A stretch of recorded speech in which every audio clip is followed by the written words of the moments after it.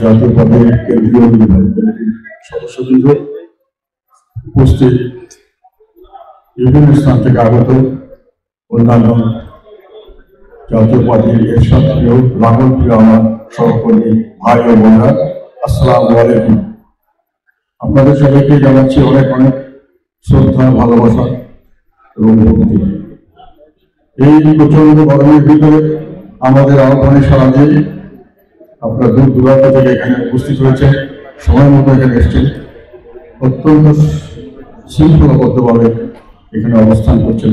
সেই জন্য আপনাদেরকে ধন্যবাদ জানাচ্ছি, আপনাদের প্রতি কৃতজ্ঞতা জানাচ্ছি। আপনারা আছেন, আপনারা ছিলেন, জাতীয় পার্টি ছিল, আপনারা আছেন, জাতীয় পার্টি আছেন, আপনারা সামনে থাকবেন, ইনশাআল্লাহ জাতীয় পার্টির সামনের দিকে এগিয়ে যাবেন।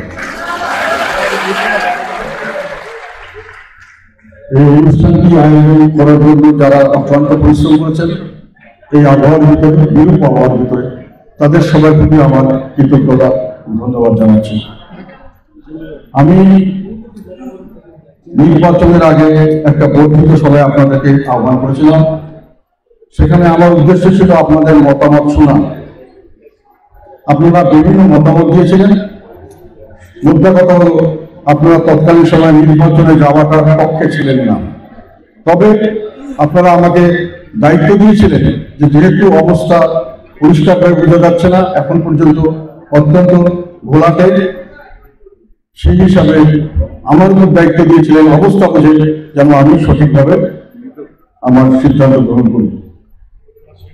সেই প্রেক্ষিতে আমি কি করেছি, কেন করেছি, শেষ পর্যন্ত কি হয়েছে, এগুলো নিয়ে ব্যাপকভাবে বিভ্রান্তি সৃষ্টি করা হয়েছে জনগণে এবং আমাদের নেতা কর্মীদের ভিতরে। কিছুটা হয়তো অনিচ্ছাকৃতভাবে হয়েছে, কিছুটা আমার মনে হয় পরিকল্পিতভাবে আমাদের বিরুদ্ধে অপপ্রচার করা হয়েছে, আমার বিরুদ্ধে করা হয়েছে। জাতীয় আমার ভাবমূর্তি নষ্ট করার চেষ্টা করা হয়েছে ব্যক্তিগতভাবে, জাতীয় পার্টির ভাবমূর্তি নষ্ট করার চেষ্টা করা হয়েছে, এরশাদকে ধ্বংস করার চেষ্টা করা হয়েছে, এরশাদের রংপুরের ঘাঁটিকে ধ্বংস করে সেখানে যাতে আমাদের অবস্থান নেই এটা প্রমাণ করার চেষ্টা করা হয়েছে। বিভিন্নভাবে ছোট করে হলে বলতে হয় এরশাদের পরিবারকেও ধ্বংস করার চেষ্টা করা হয়েছে। রাজনীতি থেকে জাতীয় পার্টি এবং এরশাদকে চিরকালের জন্য নির্বাসন দেওয়ার একটা প্রচেষ্টা আমরা লক্ষ্য করেছি। সেই প্রেক্ষিতে আমি কিছু কথা বলবো।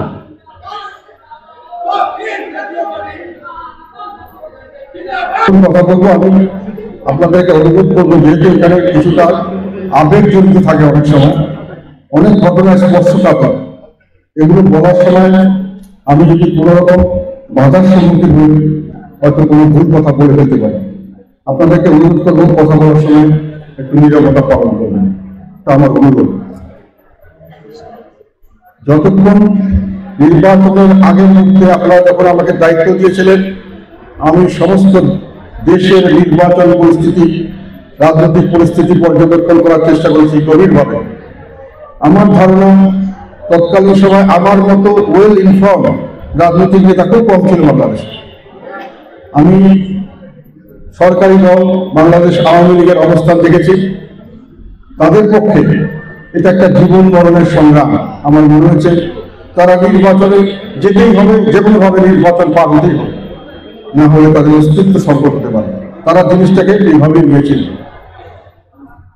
আমার কাছে মনে হয়েছে যারা বিদেশি শক্তি বিভিন্নভাবে আমাদের এই নির্বাচন নিয়ে কিছু না কিছু কথা বলছিলেন, কিছু না কিছু অবস্থান নিচ্ছিলেন, তাদের থেকে আমি পরিষ্কার বুঝতে পেরেছিলাম যে অন্তত তিনটি বড় বড় শক্তি পরিষ্কারভাবে এই নির্বাচনকে সফল করার জন্য তারা সম্মত এবং পরবর্তীতে সরকারকেও তারা চালিয়ে নিয়ে যেতে চায়। এবং তাছাড়াও আর কয়েকটি শক্তিশালী দেশও এই বিষয়ে সরকারকে সমর্থন দিতে প্রস্তুত ছিল।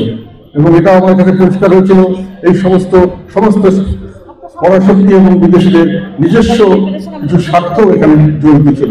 কাজে তাদের এই কাজকর্মগুলোর ভিতরে আন্তরিকতা অনেক বেশি ছিল। তারা যেটা করতে চেয়েছিল খুব জোরে সোরে সেটা তারা করার চেষ্টা করবে, এটি আমার ধারণা ছিল। আমি দেখেছিলাম, আমি বিএনপির আন্দোলন সম্পর্কে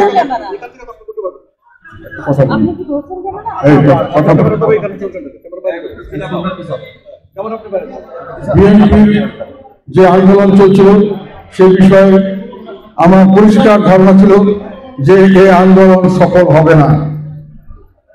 বাংলাদেশে কোনো গণ আন্দোলনের মুখে কোনো সরকার পরিবর্তন হয়নি। সরকার পতন কখনই আন্দোলনের দ্বারা বাংলাদেশের ইতিহাসে হয়নি। আন্দোলন হয়েছে, মানুষের বিক্ষোভ হয়েছে, বিক্ষুব্ধ হয়েছে মানুষ, সেটার সুযোগে অন্য একটি শক্তি এসে সরকারকে পরিবর্তন করেছে। এটা হলো বাংলাদেশের ঐতিহাসিক সত্য। সেই সত্যের প্রেক্ষিতে আমরা দেখেছি 2013 এবং 2014 সালে 3 মাস গণ আন্দোলনের মুখে সম্পূর্ণ দেশ অচল হওয়ার পরেও সরকার পরিবর্তন হয় নাই। কাজেই 10 লক্ষ নয়, 50 লক্ষ নয়, 1 কোটি লোক রাস্তায় নামলেও সরকার পরিবর্তন হবে না, বিএনপির আন্দোলন সফল হবে না, নির্বাচন বন্ধ করে সরকার পরিবর্তন করা সম্ভব হবে না। এটাতে আমি কনভিন্স ছিলাম। তার মানে নির্বাচন হয়ে যাচ্ছে এবং নির্বাচন পরবর্তীতে 5 বছর থাকবে। আমাদের ধারণা ছিল বিএনপি, আমরা এবং আওয়ামী লীগ একসাথে নির্বাচন করলে আমাদের একটা দর কষাকষির সুযোগ হবে। কারণ আওয়ামী লীগ এবং বিএনপি দুপক্ষই চাইবে তাদের থেকে আমাদেরকে সরিয়ে রেখে দিতে। আওয়ামী লীগ চাইবে আমরা যেন বিএনপির দিকে না যাই, বিএনপি চাইবে আমরা যেন আওয়ামী লীগের দিকে না যাই।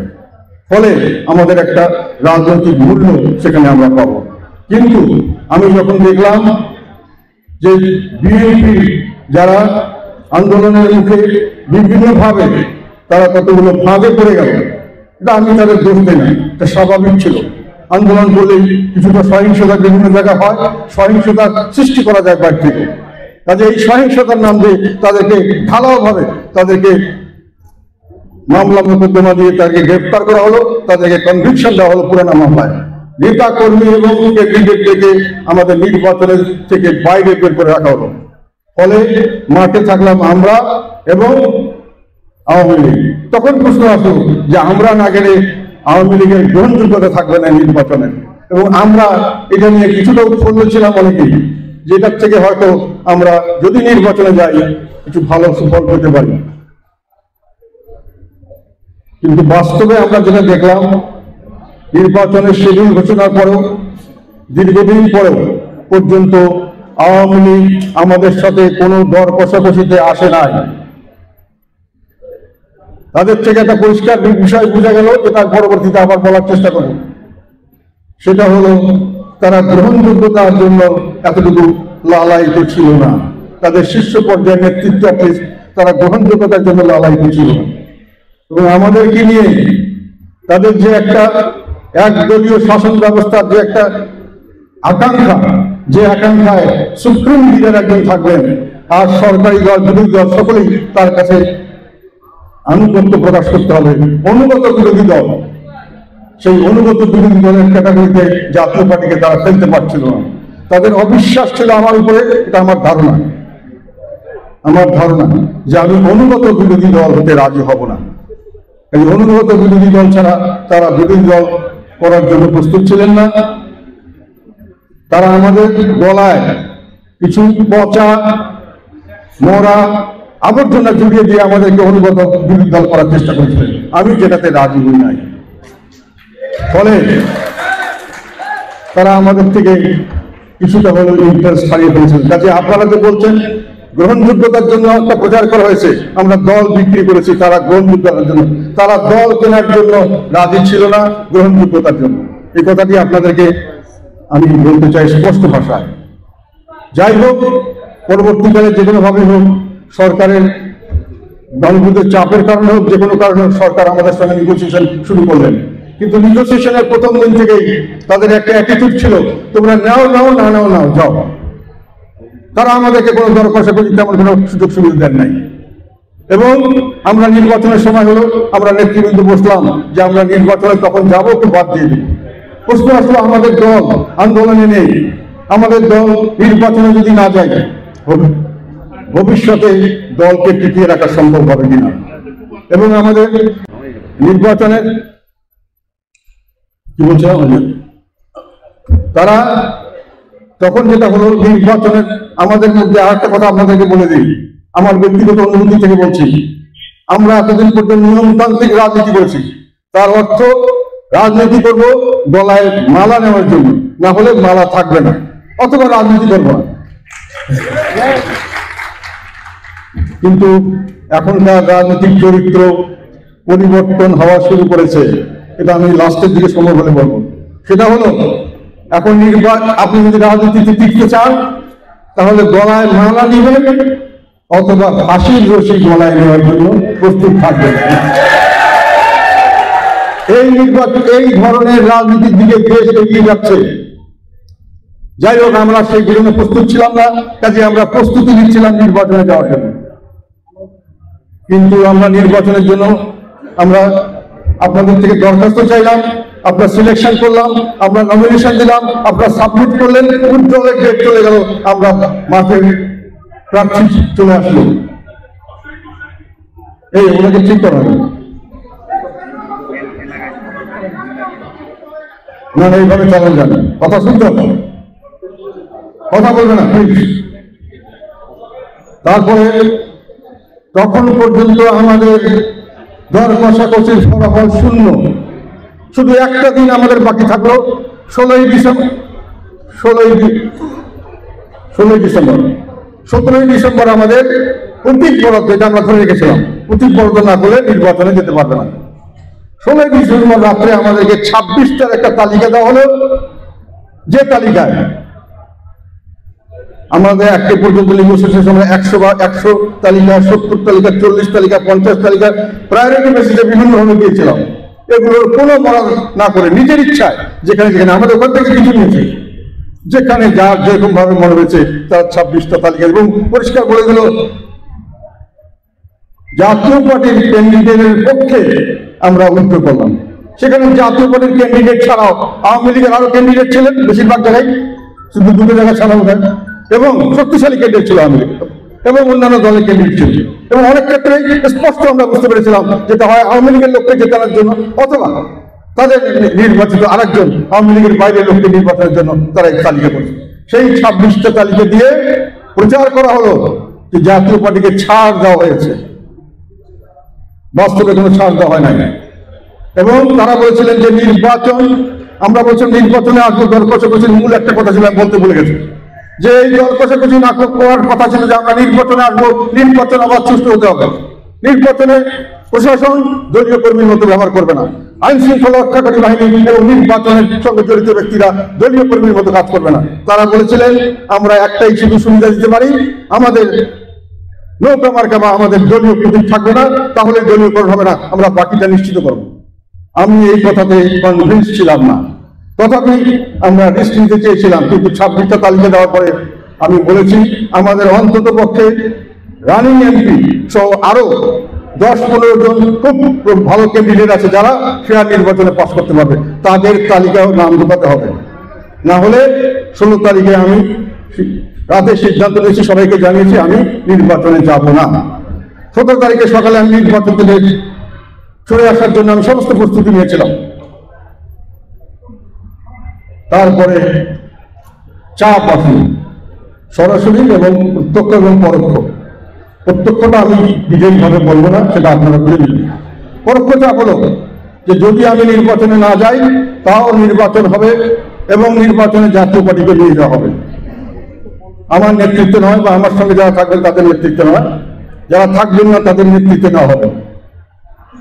এবং সেটাতে আমাদের আলাপ আলোচনা করে আমরা যেটা বুঝলাম, তাতে আমাদের দল গৃহপালিত বিরোধী দল হিসেবে নির্বাচনে কন্টেস্ট করে তারা রাজনৈতিকভাবে হারিয়ে যাবে এবং আমরা আমাদের রাজনৈতিক মঞ্চ হারাবো, যাতে করে ভবিষ্যতে আমরা দেশে জাতির জন্য কিছু করতে পারবো না।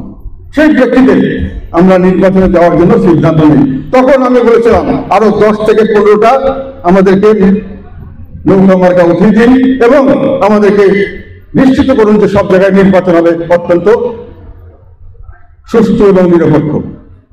তারা আমাকে কথা দিয়েছিলেন যে সেটা তারা করবেন এবং করতে গিয়ে এক পর্যায়ে শুধু আমার স্ত্রীটা দিয়ে বললেন যে বাকিগুলো প্রসেসে আছে, ঠিক আছে, এবং বাইরে প্রচার করা হলো যে আমি আমার স্ত্রীর মনোনয়নের জন্য আমি নির্বাচনে এসেছি, আমি দলকে বিক্রি করে আমি স্ত্রীর মনোনয়নের জন্য এসেছি। সে সময় একই সঙ্গে ঢাকার আরো কয়েকটা সেন্ট্রাল আসনের জন্য আমি তখন দাবি করেছিলাম এবং সঙ্গে সঙ্গে বলেছিলাম বাকি, এবং তারা আমাকে কথা দিয়েছিলেন এবং তখনও কথা দিয়েছিলেন সেদিন মাস পর্যন্ত 17 তারিখ যে তারা চেষ্টা করবেন। পরবর্তীকালে যখন হয়নি তখন তারা বলেছিলেন আমরা দায়িত্ব নিচ্ছি এগুলো জায়গায় অবাধ সুষ্ঠু নিরপেক্ষ নির্বাচন হবে। এখন প্রশ্ন আসলো, আমি আমার স্ত্রীর জন্য দল বিক্রি করে দিয়েছি। আমি একটা কথা বলতে চাই যেটা আগে কোনো সময় বলিনি। উত্তরে আমি বসবাস করি 30 বছরের বেশি সময় থেকে, এবং সম্পূর্ণ সময়টা আমি উত্তরে যখন থাকতাম তখন আমি রাজনীতি করতাম। আমি এমপি ছিলাম, মন্ত্রী ছিলাম উত্তরা থেকে, সমস্ত দলের লোক আমাকে চিনত। আমি রাস্তায় হেঁটে গেলে আমি 2018 সালে উত্তরা থেকে নির্বাচন করার জন্য ইলেকশন ক্যাম্পেইন পর্যন্ত করেছিলাম। তার আগেও আমি ইলেকশন করার চেষ্টা করেছিলাম এবং উত্তরাতে আমি মনে করেছিলাম এখানে আমার একটা ভালো গ্রহণযোগ্যতা আছে। আমি 2018 সালে যখন ঘোষণা করেছিলাম আমি নির্বাচন করবো, এখান থেকে রাস্তার লোকজন, দোকানদাররা দাঁড়িয়ে আমাকে অভিনন্দন জানিয়েছিল। আমি যেতে হেঁটে গেলে রাস্তায় লোক জমে যেত।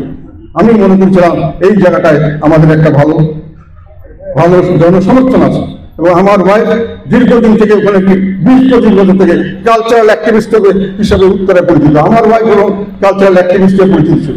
ফলে আমি মনে করছি এই সিটটা আমি যদি ধরতে পারি, তাহলে আর একটা কথা আপনাদের বলি, বাংলাদেশের অন্য এই দল নাম্বার 1 সিট, বাংলাদেশের অন্য যে কোনো জায়গায় আমার অ্যাসেসমেন্ট অনুযায়ী 10টা সিটও যদি আমি পাই তার চেয়ে এই সিট বেশি মূল্যবান এই সিটের থেকে।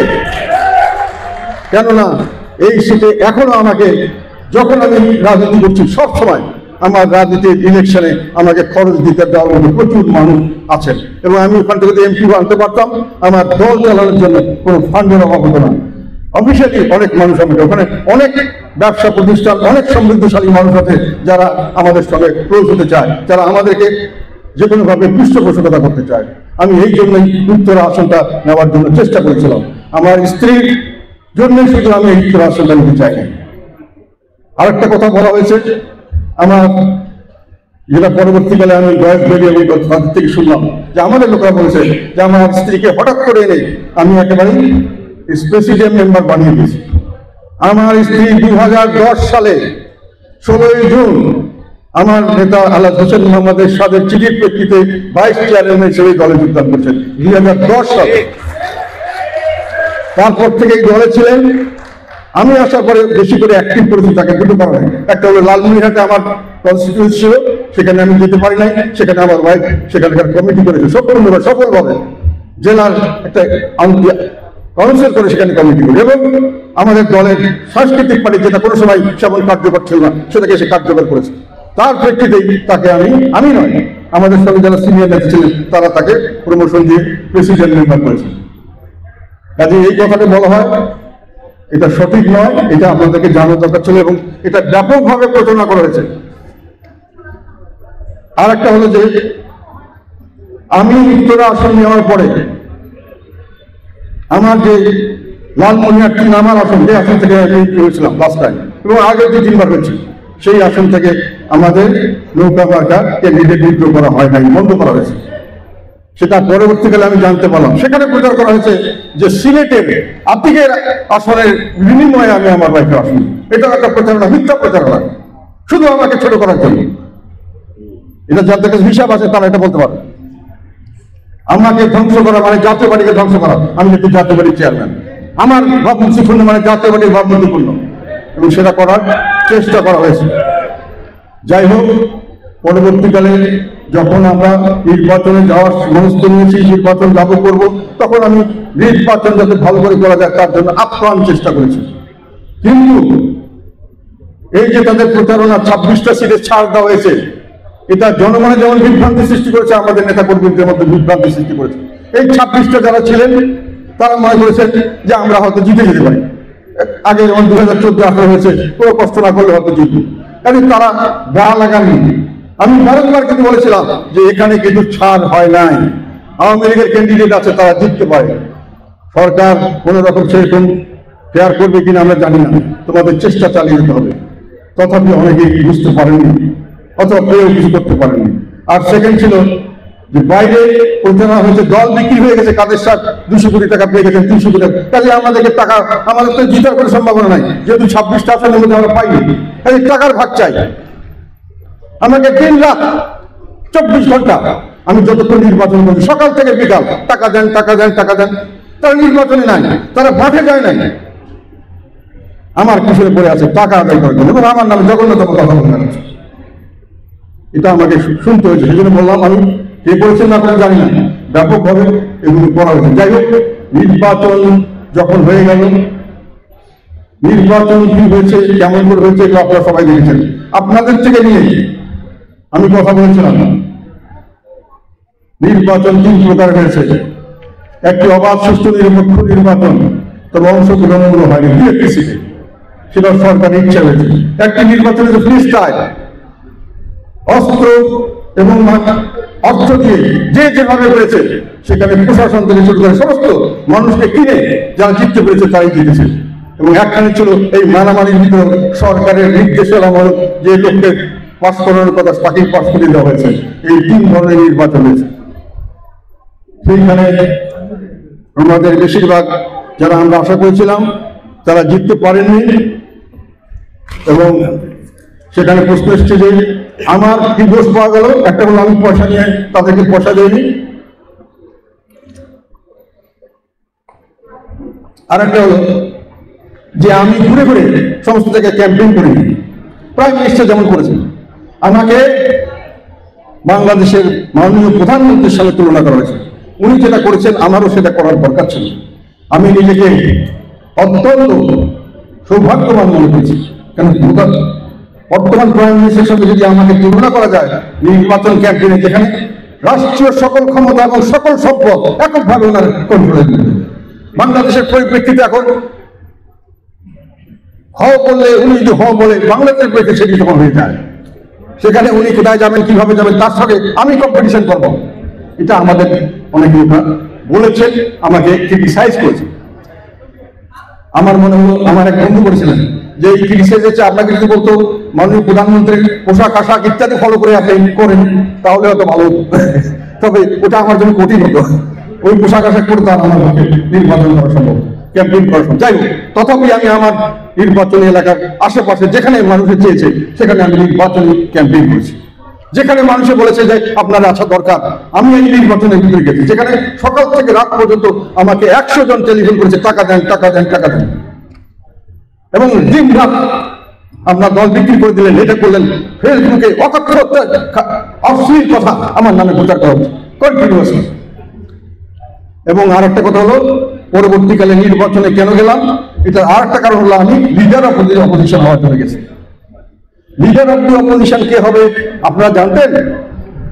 নির্বাচনের পর যদি আমি জিতেও থাকি, আমি নির্বাচন লিডার অফ দি অপোজিশন কে হবে এটা নিয়ে তো বাংলাদেশে 2-3 মাস গবেষণাই চলছে, যতক্ষণ না হয়, যেহেতু আইনগতভাবে আমারই হওয়ার কথা।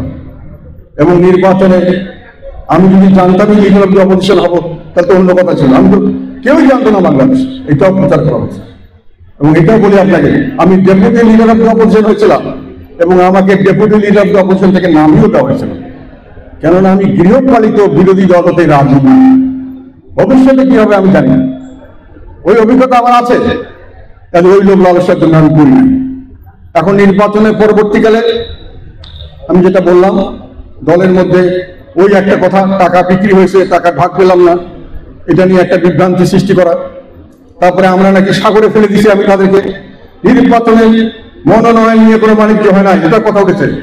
মনোনয়ন বোর্ডে সিনিয়র সমস্ত নেতাকে রাখা হয়েছে, যে চেয়েছে তাকে রাখা হয়েছে, এবং সেই জেলার যে প্রধান ছিলেন, জেলা সভাপতি অথবা আহ্বায়ক, তাকেও রাখা হয়েছিল। এবং আমি তাদের মতামতের ভিত্তিতে সমস্ত মনোনয়ন দিয়েছি। কোনো মনোনয়ন আমি নিজের ইচ্ছায় দিই নাই। কাজে মনোনয়ন বাণিজ্যের প্রশ্ন আসে না, কিন্তু সেগুলো প্রচার করা হয়েছে। আমার এগেইনস্টে দুর্নীতি দমন কমিশন মামলা দেওয়া, আমি কোটি কোটি টাকা মনোনয়ন বাণিজ্য করেছি, আর সরকারের কাছে 200 কোটি টাকা খেয়ে মেরে দিয়েছি, পার্টিকে বিক্রি করে, এবং পার্টির লোককে জবাই করেছে, মাঠে ছেড়ে দিয়ে জবাই করেছে। কোন লোককে আমি জোর করে ছেড়ে দেই নাই, কোনো পয়সা দেবো এই কথা কোনো ক্যান্ডিডেটকে বলি নাই। সমস্ত ক্যান্ডিডেটকে আমি জিজ্ঞাসা করেছি, তোমাদের কি ইলেকশন করার মতো অর্থ আছে? সবাই বলেছে আছে। সামর্থ্য আছে, হ্যাঁ আছে, ইলেকশন করব, তখনই ইলেকশনে দেওয়া হয়েছে। এবং তারা ইলেকশনে গিয়ে অনেকে, আমি সবার কথা বলবো না, অনেকেই আমাদের এখান থেকে একবার টাকা চেয়ে যে ওখানে গিয়ে ওখানকার ক্যান্ডিডেটদের সঙ্গে দর কষাকষি করছেন। এটা আমাকে ওখানকার ক্যান্ডিডেটরা বলেছেন। আমরা ইলেকশন করেছি এর আগে 2001 পর্যন্ত, 2096, 2001, 91 একক নির্বাচন করেছি। সে সময়ও আমরা জানতাম 40 থেকে 50 জন আমরা জাতীয় পার্টির ক্যান্ডিডেট ফাইট করতে পারবে। আর বাকিদেরকে আমি বিশ্বাস করে জিজ্ঞাসা করছিলাম, বাকিদেরকে কেন দিচ্ছেন? বলে আরে পোস্টার লাগায় ঘোরাঘুরি করবে, জাতীয় পার্টির নামটা থাকবে। এবারও আমরা সেটাই আশা করেছিলাম, কিন্তু ওনারা পোস্টারও লাগান নাই। ওনারা কাজের মধ্যে অনেকে করেছেন প্রকাশ্যভাবে ধ্যান দরবার করে দর কষাকষি করে বিক্রি করেছেন অনেকে, আবার কিছু হয়তো টাকা পয়সা পেয়ে আমাদের বিরুদ্ধে টেলিভিশনে এসে অকথ্য ভাষায় গালাগালি করেছেন। যাই হোক, আমার কথা হলো সত্য সত্যিই থাকে, মিথ্যা মিথ্যাই থাকে। তবু আমার মনে হচ্ছে যে আপনাদেরকে ডেকে এই কথাগুলি বলা আমার দরকার ছিল। এখন যে রাজনীতি দাঁড়িয়েছে, আপনাদেরকে একটা কথা বলে, আমি সংসদে বলেছি, নির্বাচন গ্রহণযোগ্য হয় না। আমরা গেলেও হতো না, এখনো হয় না। আমরা না গেলেও নির্বাচন হতো, জাতীয় পার্টি হয়তো সেখানে যেত, সরকারের সেই রকম প্রস্তুতি নেওয়া ছিল। এবং আমরা যদি তারা নাও যেত, শুধু জাতীয় পার্টি সঠিকভাবে না যেত এবং নির্বাচন গ্রহণযোগ্য না হতো, তাহলে এখনকার অবস্থা এখনই থাকতো। এখন আর একটা কথা, দুঃখের কথা বলি, বিএনপি আন্দোলনে পরাস্ত হয়েছে। আমি তাদের দোষ দিই না, আমি সহানুভূতিশীল। দেশের স্বার্থে তারা কিছু কাজ করতে চেয়েছিল, তারা সফল হয়নি। কিন্তু তারা খুব সুন্দরভাবে তাদের দোষটা আমার ঘাড়ে চাপিয়ে দিয়েছে। আমি এত বিশাল নেতা, আমি নির্বাচনে না গেলে নাকি দেশের ভবিষ্যৎই চেঞ্জ হয়ে গেছে। আমি নিজেকে এত বড় নেতা মনে করি না। এবং আমি স্পষ্ট ভাষায় বলতে চাই, আমি নির্বাচনে যাই আর না যাই, নির্বাচন গ্রহণযোগ্য হোক আর না হোক, যে পরিস্থিতিতে এখন আছে, এখন গ্রহণযোগ্য হয় নাই, সেই রকমই থাকতো এবং এইরকমই দেশ চলতো, এইভাবে সরকার চলতো। কাজেই আমাকে দোষ দিয়ে নিজের দোষ ঢাকার চেষ্টা করলাম না। বিএনপি আমার দিন রাত, আমি বেঈমান, আমি গেলাম জন্যই নির্বাচন হলো, আমি না গেলেই নির্বাচন ভণ্ডুল হয়ে যেত, তারা আবার ক্ষমতা আসতেন, ইত্যাদি ইত্যাদি ইত্যাদি। এগুলো হলো নিজেদের দোষ ঢাকার জন্য আমার কাছে দোষ দাও। যেটা বলেছিলাম সংসদে, আমি বলেছি যে নির্বাচন ভালো হয়নি। সংসদে আমি বলেছি এই পরিস্থিতিতে সামনের দিকে কোন দল রাজনৈতিক দল হিসেবে টিকতে পারবে না। আমাদেরকে তারা কোনো স্পেস এখনো দিচ্ছে না। আমরা নির্বাচনে যাচ্ছি, নিয়মতান্ত্রিক পথে আন্দোলন করার চেষ্টা করছি, সরকারের বিরুদ্ধে কথা বলছি, ভোট দেওয়ার চেষ্টা করছি। আমাদেরকে কোনোখানে দাঁড়াতে দেওয়া হচ্ছে না, ভোট দেওয়া হচ্ছে না, আমাদের জেরো করে দেওয়ার চেষ্টা করছে আর অপপ্রচার করে। আর বিএনপিকে তো মাঠে নামতেই দেওয়া হচ্ছে না। আর এখন থাকছে শুধু আওয়ামী লীগ। আওয়ামী লীগের কথা আমি বলি, তারা আমার বিশ্বাস মতে তারা একটা একদলীয় শাসন ব্যবস্থা চালানোর চেষ্টা করছে।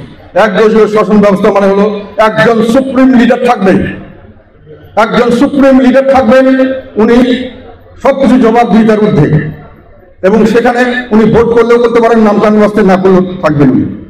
এটা হলো একদলীয়। এবং তারপরে যারা নির্বাচিত হবে ওনার অনুমতি নিয়ে নির্বাচন করতে হবে। যদি সঠিক নির্বাচন হয় তাহলে তারা প্রথম আনুগত্য হবে সুপ্রিম লিডারের কাছে, তারপরে আনুগত্য হবে জনগণের কাছে। কিন্তু যদি সেই নির্বাচন কারচুপি নির্বাচন হয় তাহলে তার প্রথম আনুগত্য থাকবে সুপ্রিম লিডারের কাছে, দ্বিতীয় আনুগত্য থাকবে সুপ্রিম লিডারের কাছে। এই ধরনের একটি সিস্টেম তৈরি করার জন্য আওয়ামী লীগ কাজ করছে। তারা আমাদের মতো দলকে গৃহপালিত বিরোধী দল যদি আমরা হতে চাই তাহলে তাদের কোনো আপত্তি নাই। তাদের সাথে বিশ্বাস করি না, উনি গৃহপালিত হতে রাজি হবেন না। কাজেই পচা সরা মরা এগুলোকে নিয়ে, আবর্জনা নিয়ে ওনারা গৃহপালিত বিরোধী দল তৈরি করার চেষ্টা করছেন। এবং সেখানে টবের মধ্যে গাছ, মাটির ভিতরে যার শিকড় নেই সেই সমস্ত দলকে ওনারা সামনে রাখবেন। কিন্তু একটা কথা আপনাদের বলতে চাই, যারা এইসব দলের দিকে ঝুঁকে যান তাদের পরিণতি কি হয়েছে এবার ইলেকশনে দেখেছেন। কিংস পার্টিগুলো কি হয়েছে? এগুলো তো কথা ছিল গৃহপালিত বিরুদ্ধে হবে, তাদের অবস্থান কি? 14 দলীয় জোটের কি অবস্থান? আর যারা মিত্র ছিলেন আওয়ামী লীগের গৃহপালিত মিত্র, সেই মিত্রদের কি অবস্থা হয়েছে? তারা হারিয়ে গেছে। কাজে সত্যিকার অর্থে জনগণের উপর ভরসা রেখে রাজনীতি করতে হবে। এবং সেই রাজনীতিতে সামনের দিকে যে কথাটা আমি বললাম, সংসদে বলেছি কোনো রাজনৈতিক দল টিকবে না, এবং তার ফলে দেশে একটা চরমপন্থার আবির্ভাব হতে পারে। এবং সামনের দিকে রাজনীতিতে যখন মানুষ দেখবে স্বাভাবিক হিসাবে রাজনীতি কাজ করে না, জনগণ ভোট দিতে পারে না, ভোট দিয়ে সরকার পরিবর্তন করতে পারে না, তখন মানুষের চরমপন্থা থেকে তখন রাজনীতি হবে হয় মালা না হয় ফাঁসির রশি। এটা যারা গ্রহণ করতে পারবে তারা এই রাজনীতি সাকসেসফুল হতে পারবে। আমরা দেশকে ওই ধরনের চরমপন্থার দিকে নিয়ে যেতে দিতে চাই না। এখনো আমরা মনে করি এটার থেকে উদ্ধার হওয়া সম্ভব যদি সরকারের মধ্যে এতটুকু শুভবুদ্ধি উদয় হয়। কিন্তু আমরা এখন পর্যন্ত তার কোনো ভরসা দেখছি না। এখন পর্যন্ত সরকার, এই বর্তমান সরকারকে আমি কোনো রাজনৈতিক দল মনে করতে পারছি না। তারাও এখন রাজনৈতিক চরিত্র হারিয়েছে।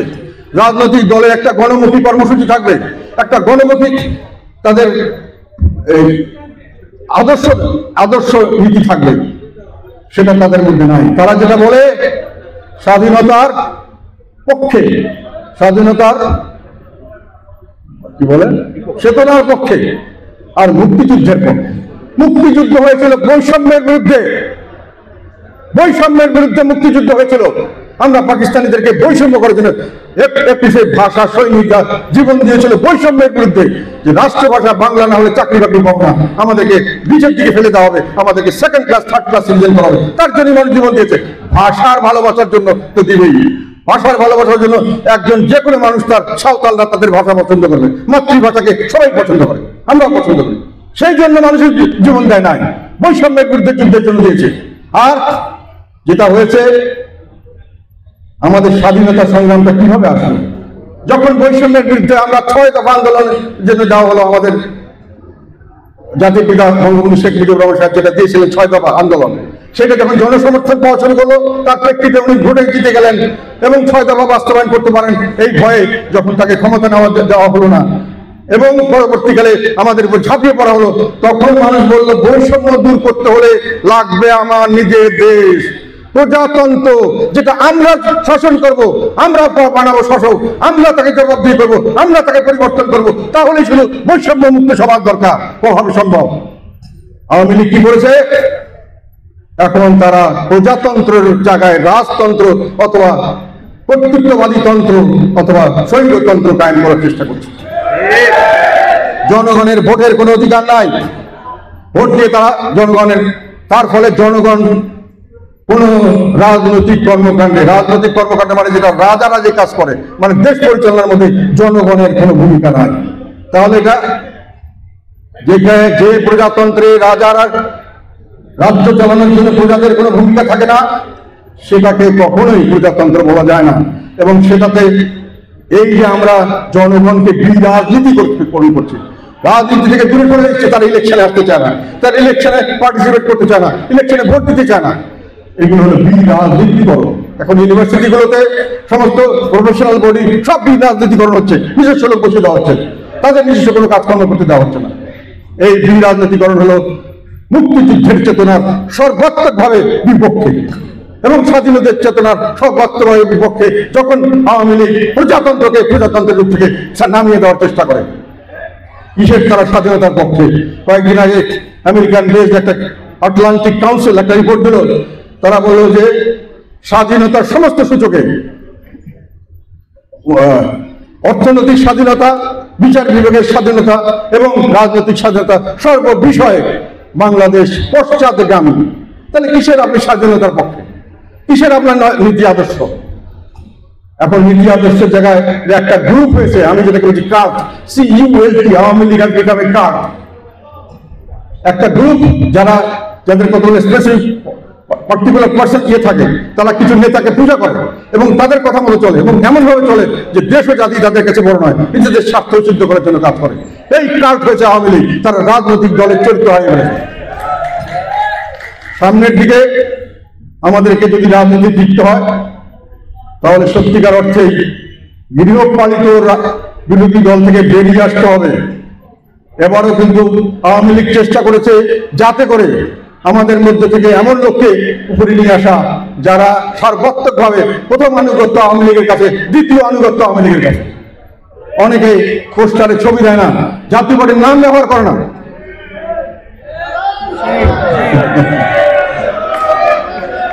জাতীয় পার্টির প্ল্যাটফর্মটা ব্যবহার করে, জাতীয় পার্টির নমিনেশনটা ব্যবহার করে। আপনাদেরকে কথা দিতে পারি, আমাকে যদি সরিয়ে দিতে না পারে তাহলে এইটা ভবিষ্যতে অ্যালাউ করা হবে না। রাজনীতি যদি করতে হয়, জাতীয় পার্টির রাজনীতি করতে গেলে জাতীয় পার্টি গ্রহণ করতে হবে, আনুগত্য থাকতে হবে জাতীয় পার্টির দিকে, এবং জাতীয় পার্টির নেতাকে মানতে হবে। জাতীয় পার্টির নেতাকে যদি না মানেন, ভোটে তাকে আরেকজনকে নেতা করেন, তাকে মানতে হবে। আপনি আওয়ামী লীগের নেতাকে মানবেন, আওয়ামী লীগের পোস্টার দিয়ে নির্বাচন করবেন ছবি দিয়ে, আর জাতীয় পার্টিকে ব্যবহার করবেন, এই অন্যায় সহ্য করা হবে না। সামনের দিকে সেইভাবে প্রস্তুতি নিতে হবে। পথ সহজ নয়, পথ সহজ নয়, অনেক কঠিন পথ পাড়ি দিতে হবে।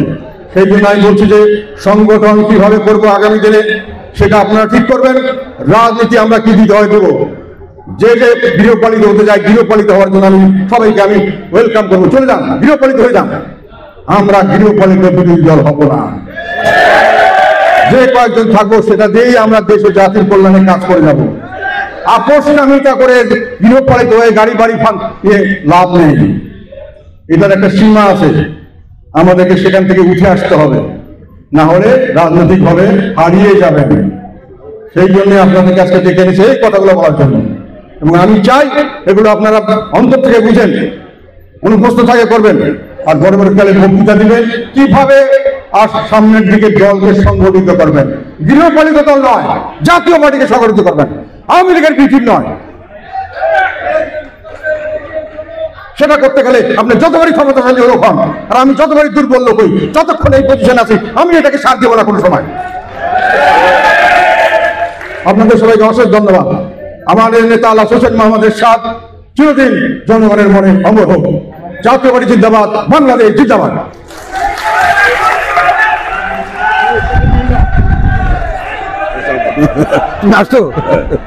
ঠিক আছে, ভালো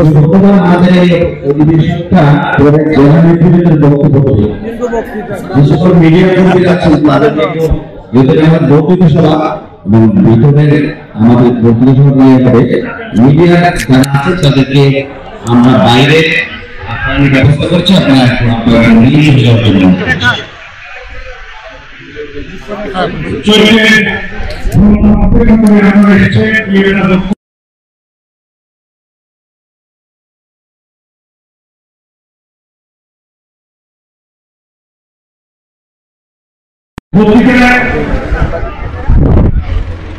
আমরা সর্বপ্রথমে জেলা থেকে বক্তব্য রংপুর মহানগর জাতীয় পার্টির সেক্রেটারি ইয়াসিন সাহেবের বক্তব্য রাখার জন্য অনুরোধ করছি। রংপুর জেলা, রংপুর মহানগর